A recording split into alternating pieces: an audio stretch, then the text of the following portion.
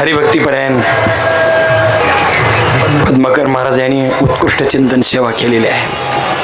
काय असतं, पोरीचं लग्न झालं की तिच्या अंगावरची हळद फेटत नाही तोपर्यंत त्या सासरच्या लोकांना वाटतं हिला काय काय करता येतं, हिला काय करता येतं, जिलबी करतेच का श्रीखंड करायला देतं. पण गंमत अशी, ती पोरीचं माहेर चांगलं असतं त्याच्यामुळे ती पोरगी कुठंच कमी पडत नाही.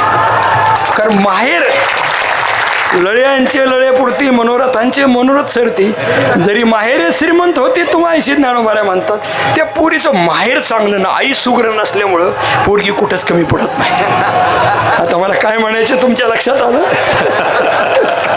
महाराज माहेर श्रीमंत आहे आणि दुसरी गोष्ट अशी आहे, त्यांचं नावच पद्माकर आहे. हां, माऊली म्हणतात पद्माकरू माथा झळके.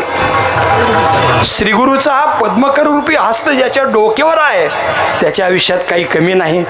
पद्माकर महाराजाच्या डोक्यावर पूज्य गाथा मूर्ती रंभाऊ महाराज राऊत सारख्या एका श्रीगुरूचा पद्मकरू माथा झळके. त्याच्यामुळं आपल्या माथा आणि गाथा पाहता पाहता 2 तास कधी निघून गेले आपल्याला कळालं नाही. मी एकच कीर्तन ऐकलं, माझ्या लक्षात आलं, हळदीच्या अंगानं जरी पोरीला सासरी करायला लावलं तर पोरीचं पक्वान्नात कुठं साचणी सुद्धा बिघडणार नाही.